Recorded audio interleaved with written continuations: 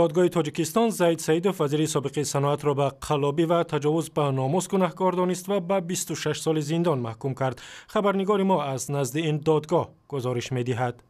چند لحظه قبل دادگاه عالی در تالار بازداشتگاه موقت کمیته دولتی امنیت ملی تاجیکستان حکم خود را در نسبت تشبسکار تأسیس حزب تاجیکستان نو و سابق وزیر صنعت تاجیکستان زید سیدوف اعلان داشت.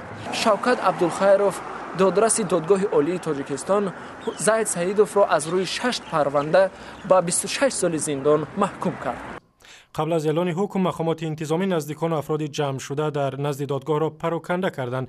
وکیلان دفاع صاحبکاری شناخته حکم دادگاه را ناعادلانه خواندند.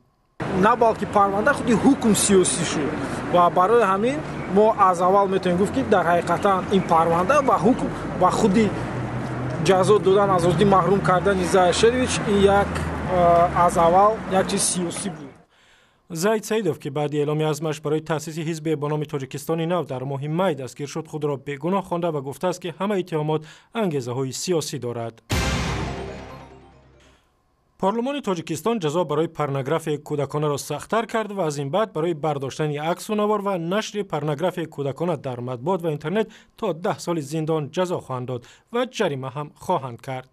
قسم دویش با علاقه در اونجا ببینن که برای پنگ کردن موادی که پورنوگرافی کالونسولو از دیگه چیز برای پنگ کردن اگر جلب کننده بودیم اون رو جوابگری موندیم. قسم دو همچون غلطی وزین کننده موندیم. بر اساس کودکس جنایی قبلی برای چنین گناه تنها 2 سال جزا داده میشد. همچنین بر اساس طرح اصلاح شده کودکس جنایی تاجیکستان اگر کسی در کشور انسانی را به حیث غلام کار فرماید یا استثمار کند از 5 تا به 12 سال زندان محکوم می شود. 2 نفر از آسیب دیدگان در صدمه نقلیاتی با شرکت پسر نابالغ رئیس شرکت راه آهن تاجیکستان میگویند برای ادامه تعابت جراحت‌های خود به کمک محتاج هستند. عزیزه روزی و که جراحت‌های زیاده برداشت منتظر جراحی سوم است و شاکر جان محکموف نیز هنوز شفای کامل نیافته است. 2 تاش همون صبح بود آخرین بار کوچه کردم نامدم تلفن و جواب نداده بودن که بعد اینجا خونه که اومدم بعد اومده چند قیقی رس خود کردگی دادم. خیرون پوچه با نمی $700 داده بود.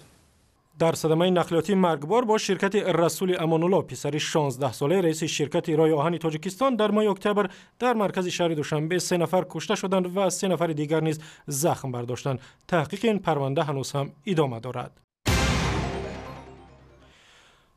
مقامات تلویزیون‌های دولتی تاجیکستان میگویند هیچ گونه فهرست سیاهی ندارند و ادعاها درباره بی‌عدالتی نسبت به بعضی از آوازخوان‌ها اساس هم ندارد. خیلی گپ نیست.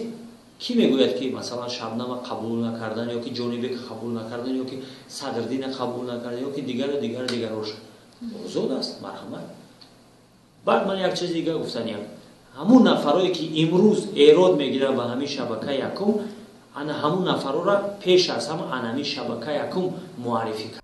بنابر نمایش ندادن ترانه‌های آوازخوان‌های به مثل شبنم سوریا و جانبک مرادوف و دیگر آوازخوان‌های معروف تاجیکستان تلویزیون‌های دولتی را به آن متهم می‌کنند که قصداً بعضی از آوازخوان‌های شناخته را به این شبکه‌های سراسری راه نمی‌دهند.